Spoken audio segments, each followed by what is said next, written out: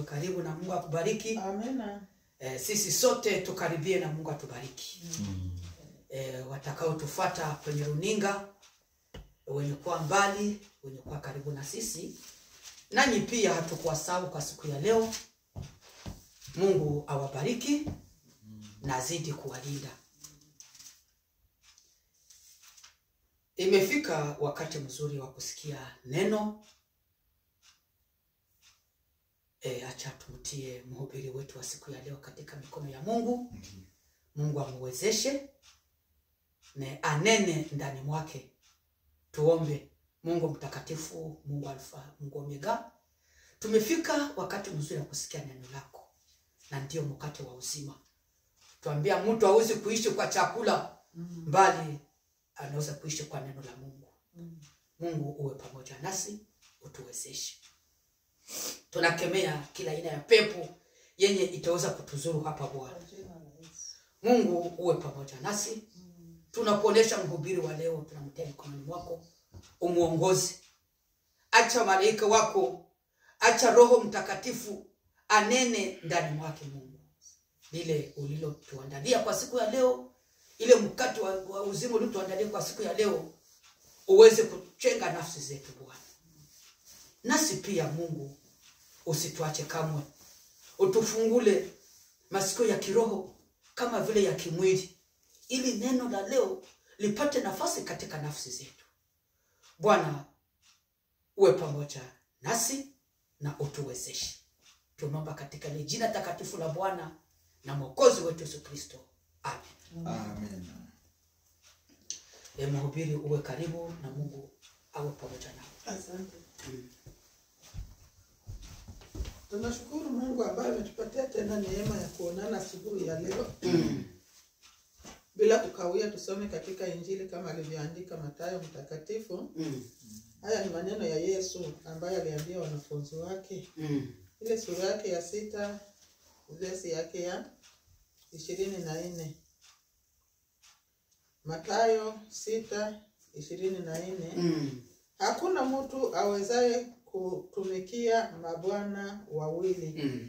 Maana atamchukia mmoja na kumpenda huyo wa pili, au ataambatana na mmoja na kumdharau huyo mwingine. Hamwezi kumtumikia Mungu na mali pamoja. Amen. Amen. Hakuna mtu awezaye kutumikia mabwana wawili. Yes, ni neno la Yesu. Yesu ndio Mungu. Na najua mioyo ya watu. Na najua kama mabwana anapana mfano juu ya wanadamu. Mtu hawezi kutumika kwa saa moja kwa watu wawili. Hakuna. Ukuwe mwalimu hapa na tena ukuwe directeur ba directeur bawili bakuajiri. Na ile saa ndio uanze kazi. Hakuna mtu amwenye anaweza kufanya zile. Atachukia huyu na atapenda huyu. Utaenda kwa huyu unaacha huyu. Wewe pekee unajije. Unaamua utatumikia nani. Na ndio maana Mungu anapana mfano mzuri. Yesu anapana huu mfano usudi mtu aelewe mzuri. Sababu watu mdunia, kuko watu wenyewe wanasemeka siendake mkanisa. Siwezi enda mkanisa. Siwezi fanya hiki na hiki. Anadharau wenyewe wanaenda kanisani, anasema na wengine wako kanisani lakini wana bwana ambao wanatumikia mule ndani ya kanisa mna mchanganyiko. Haiko kuingia kanisani nje kusema kama unamfuata Yesu. Wengi wanaingia kanisani hawafuati Yesu. Na watu wa duniani wengi wanasema nitaenda mbingu. Utaenda mbingu yenyewe hawakutumikia. Bwana mwenyewe hakuchagua. Chagua Bwana ambaye utatumikia. Huyu Bwana ambaye utatumikia ujue kama kwake njoo utaendaka. Mali sizo pesa tu.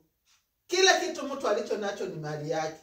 Awe mke ni mali yako, awe mume ni mali yako, awe mtoto ni mali yako, iwe ngombe ni mali yako, iwe gari ni mali yako. Kama uliipata kwa nguvu zako wewe mwenyewe, ni mali yako.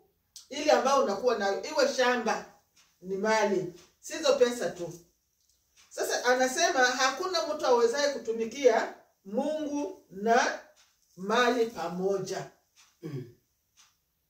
Yaani aliona kama watu wanapenda vitu vyao zaidi kuliko kumpenda Mungu. Chagua, kama utatumikia Mungu, umtumikie.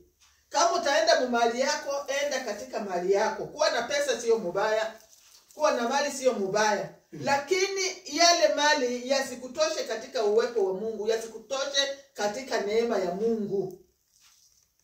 Utii neno la Mungu, uende kama vile neno la Mungu linavyosema. Ubaki mwaminifu mbele za Mungu. Hapa anaonyesha jinsi hata kuweka mali. Anatuonyesha ya kwamba tuwekee mali yetu wapi? Mbinguni. Lakini watu wanazidi kuwekea mali yao duniani. Leo utakutana mtu iko na manake wanasema yeye ndio iko na pesa za ajabu, mali ya mingi. Lakini kusema atoe kwa ajili ya kazi za Mungu haiko. Kutoa kwa kazi ya Mungu sio kutoa sadaka tu. Kusaidia watu ni kutoa kwa kazi ya Mungu. Ule mtu atakuombea Mungu, ule mtu atakubariki, atasema Mungu umzidishie. Lakini utakutana na mwenye mali iko analia, mwenye iko na vitu vingi iko analia.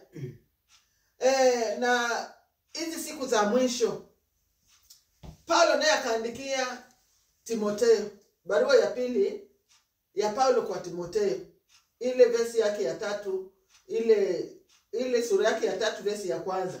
Akamwambia siku za mwisho zitakuwa za hatari, watu watakuwa wenye kupenda pesa.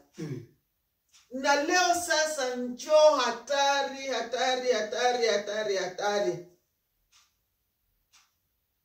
Watu wanapenda pesa. Na watu wanaabudu mali yao kuliko Mungu.